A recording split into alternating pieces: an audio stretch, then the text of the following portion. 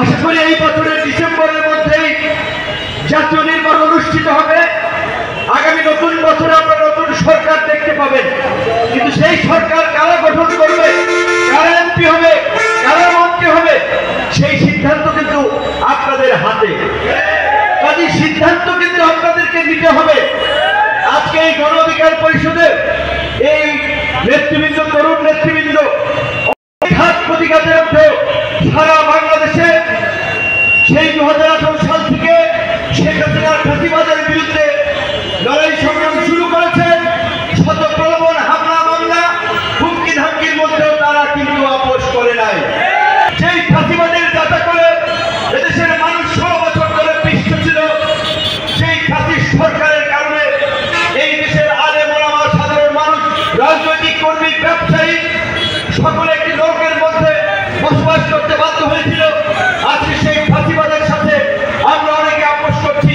কেউ টাকার জন্য আপোষ করছি, কেউ ক্ষমতার জন্য আপোষ করছি, কেউ লোকালের সুবিধা পেতে আপোষ করছি। কিন্তু আমরা গণ অধিকার পরিষদের পক্ষ থেকে পরিষ্কার বলে দিতে চাই, ফাঁসিবাদের প্রশ্নে, আওয়ামী লীগের প্রশ্নে এই গণ অধিকার পরিষদ বিন্দু মাত্র আপোষ করবে না।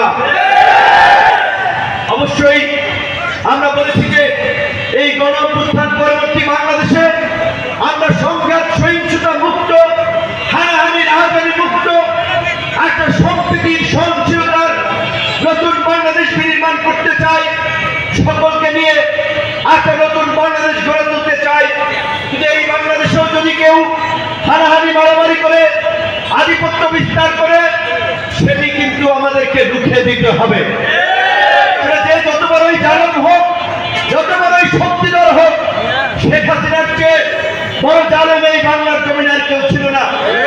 আওয়ামী লীগের মতো কোন ফ্যাসিস্ট এই বাংলার জমিনে গত 53 বছরে জন্ম নেয় নাই। কাজী ভবিষ্যতে যেন কোন জালেম এবং ফ্যাসিস্ট এই বাংলাদেশে জন্ম না নেয়, সেজন্যই ছোট থাকা অবস্থায় আমাদেরকে ভেঙে দিতে হবে, রুখে দিতে হবে। তাই আমরা বলতে চাই, দলমতের পার্থক্য আছে, রাজনৈতিক ভিন্নতা আছে, কিন্তু দেশের মানুষ, সমাজ এবং রাষ্ট্রের মৌলিক প্রয়োজনে আমরা যদি এক অভিন্ন থাকতে পারি। আজকে আপনারা সাধারণ আম জনতা, সাধারণ মানুষ, রাজনৈতিক নেতৃবৃন্দ, গণমাধ্যমের কর্মী সকলেই জানেন গতকাল করবেন এই খবর সারা রাত্রি ধরে টানটান উত্তেজনা। পরবর্তীতে আবার বোধ হয় আজকে আপনি খুঁজে না, তিনি পদত্যাগ করবেন না। প্রকৃত এই খবরটি ছিল একটি ভুয়া খবর, একটি গুজব, মানুষের আবেগ নিয়ে, ইমোশন নিয়ে